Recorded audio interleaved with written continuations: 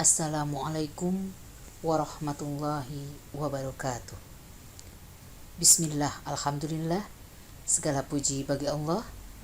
Bertemu lagi dengan Ibu, walaupun tidak bertatap muka, kita bisa belajar tentang materi pelepasan dan perubahan kepemilikan harta. Pada kesempatan ini, Ibu akan membahas tentang wakaf, hibah, sodakoh, dan hadiah. Apa yang dimaksud dengan wakaf? Wakaf menurut bahasa berarti menahan. Sedangkan wakaf menurut istilah, yaitu memberikan suatu benda atau harta yang dapat diambil manfaatnya untuk digunakan bagi kepentingan masyarakat menuju keridhaan Allah Subhanahu wa Ta'ala. Apa yang menjadi dasar hukum wakaf dan apa hukumnya? Hukum wakaf adalah sunnah. Hal ini didasarkan pada Al-Quran surat Al-Hajj ayat 77. Waf'alul khaira la'allakum tuflihun. Dan berbuatlah kebajikan agar kamu beruntung. Dalam ayat lain, Quran surat Ali Imran ayat 92, Allah berfirman, Lan tanalul birra hatta tunfiqu mimma tuhibbun. Tidak akan tercapai olehmu suatu kebaikan sebelum kamu sanggup membelanjakan sebagian harta yang kamu sayangi. Inilah dua ayat yang menjadi dasar hukum wakaf, sehingga wakaf dihukumi sunnah. Ada berapa macam wakaf? Wakaf terbagi dua. Yang pertama adalah wakaf ahli atau wakaf khusus, yaitu wakaf yang khusus diperuntukkan bagi orang-orang tertentu, baik seorang ataupun lebih, baik ada ikatan keluarga ataupun tidak. Misalnya, wakaf yang diberikan kepada seorang tokoh masyarakat atau orang yang dihormati. Contohnya, kamu mewakafkan sebuah motor kepada seorang ustadz untuk digunakan pada saat beliau mengajar atau berceramah kepada masyarakat. Yang kedua adalah wakaf khairi, wakaf untuk umum, yaitu wakaf yang diperuntukkan bagi kepentingan umum. Misalnya, wakaf untuk masjid, pondok pesantren, dan madrasah. Contohnya, kamu mewakafkan AC, kipas angin, atau sajadah misalkan untuk masjid, dan barang-barang lainnya.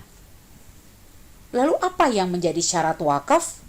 Yang pertama, orang yang memberikan wakaf, dia berhak atas perbuatan itu dan atas dasar kehendaknya sendiri.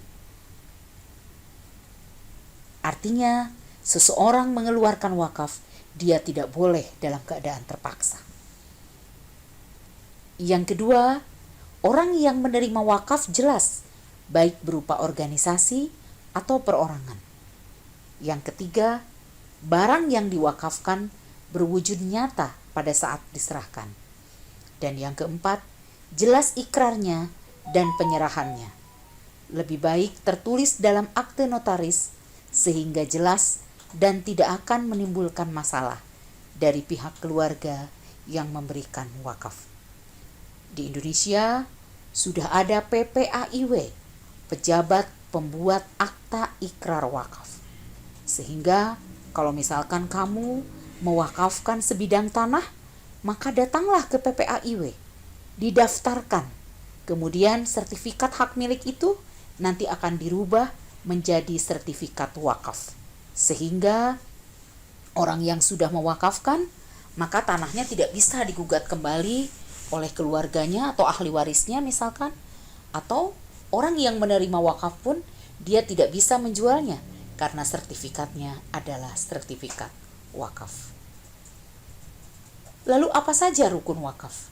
Yang pertama, orang yang memberikan wakaf atau disebut wakif. Yang kedua, mauquf lahu, yaitu orang yang menerima wakaf. Yang ketiga, mauquf atau barang yang diwakafkan.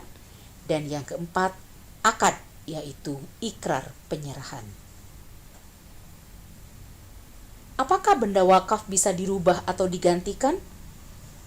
Yang pertama, menurut pendapatnya Imam Syafi'i, menjual dan mengganti barang wakaf dalam kondisi apapun, hukumnya tidak boleh. Bahkan terhadap wakaf khusus atau wakaf ahli sekalipun. Pendapat yang kedua adalah pendapat Imam Maliki dan Imam Hanafi.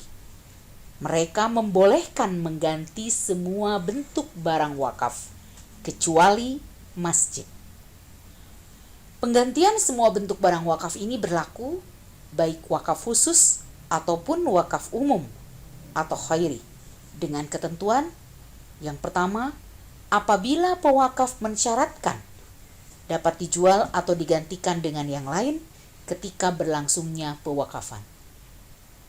Jadi, ketika seseorang mewakafkan hartanya, dalam ikrar wakafnya dia mengatakan bahwa apabila barang ini sudah mulai berkurang manfaatnya atau misalkan sudah mau rusak, maka boleh dijual atau digantikan dengan yang lain. Apabila seperti itu kondisinya, maka barang itu bisa digantikan. Yang kedua, barang wakaf sudah berubah menjadi barang yang tidak berguna. Yang ketiga, apabila penggantinya merupakan barang yang lebih bermanfaat dan lebih menguntungkan. Dan yang keempat, agar lebih berdaya guna harta yang diwakafkan. Misalkan ada wakaf sound system, tapi jangkauannya misalkan atau kondisinya tidak terlalu maksimal, maka dijual, kemudian ditambahkan uangnya, lalu digantikan kepada yang lebih baik atau lebih bagus, sehingga akan lebih bermanfaat dan berdaya guna. Kemudian apa saja hikmah wakaf? Yang pertama, menanamkan sifat zuhud dan melatih menolong kepentingan orang lain. Yang kedua, menghidupkan lembaga-lembaga sosial maupun keagamaan demi syiar Islam dan keunggulan kaum muslimin. Yang ketiga, memotivasi umat Islam untuk berlomba-lomba dalam beramal karena pahala wakaf akan terus mengalir sekalipun pemberi wakaf telah meninggal dunia. Dan yang keempat, menyadarkan umat bahwa harta yang dimiliki itu ada fungsi sosial yang harus dikeluarkan. Subhanallah, begitu banyak hikmah wakaf yang bisa didapatkan. Anak-anakku, sekarang beralih kepada materi hibah. Apa yang dimaksud dengan hibah? Hibah adalah akad pemberian harta milik seseorang kepada orang lain di waktu ia hidup tanpa adanya imbalan sebagai tanda kasih sayang. Hibah terbagi dua. Yang pertama adalah hibah barang, yaitu memberikan harta atau barang kepada pihak lain yang mencakup materi dan nilai manfaat harta atau barang tersebut, yaitu pemberiannya tanpa ada tendensi atau harapan apapun. Misalkan seseorang menghibahkan rumah atau sepeda motor, pakaian, dan sebagainya. Yang kedua, hibah manfaat, yang terdiri dari hibah berwaktu atau hibah muajalah dan hibah seumur hidup atau al-umri. Hibah manfaat ini yaitu memberikan harta kepada pihak lain agar dimanfaatkan harta atau barang yang dihibahkan itu, namun materi harta atau barang itu tetap menjadi milik pemberi hibah. Dengan kata lain, dalam hibah manfaat itu, si penerima hibah hanya memiliki hak guna atau hak pakai saja. Nah, hibah ini terdiri dari hibah berwaktu atau hibah muajalah yang dapat juga dikategorikan sebagai bentuk pinjaman atau ariyah, karena setelah lewat jangka waktu tertentu, barang yang dihibahkan manfaatnya harus dikembalikan. Sedangkan yang kedua adalah hibah seumur hidup atau al-umri. Lalu bagaimana dengan hukum hibah? Memberikan sesuatu kepada orang lain, asal barang atau harta itu halal, termasuk perbuatan terpuji dan mendapat pahala dari Allah Subhanahu wa taala. Untuk itu, hibah hukumnya mubah atau boleh. Kemudian syarat dan rukun hibah. Rukun hibah ini ada 4 yang masing-masing memiliki syarat yang sudah ditentukan. Yang pertama adalah wahib atau pemberi hibah. Syaratnya pemberi hibah atau wahib itu dia sudah balik, dilakukan atas dasar kemauan sendiri, dibenarkan melakukan tindakan hukum, dan orang yang berhak memiliki barang.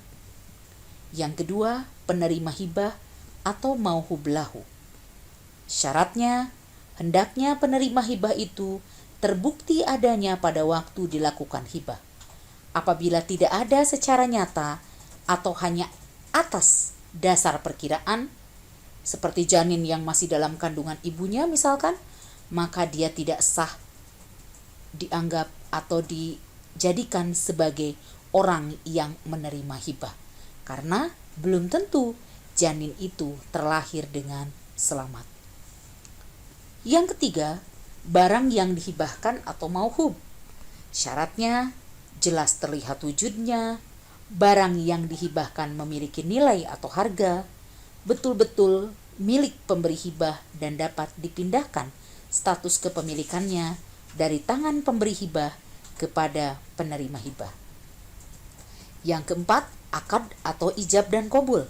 Misalnya, si pemberi menyatakan, "Saya hibahkan atau kuberikan tanah ini kepadamu." Si penerima menjawab, "Ya, saya terima pemberian saudara." Itulah rukun dan syarat hibah. Kemudian, bagaimana hukum mencabut hibah? Jumhur ulama berpendapat bahwa mencabut hibah itu hukumnya haram, kecuali hibah orang tua terhadap anaknya. Sesuai dengan sabda Rasulullah SAW, la yakhillu lirajulin muslimin ayyu'ti atiyatan aw yahaba hibatan fayarji'u fiha illa alwalidi fima yu'ti liwaladihi. Tidak halal seorang muslim memberikan suatu barang kemudian ia tarik kembali kecuali seorang bapak kepada anaknya. Hadis riwayat Abu Dawud.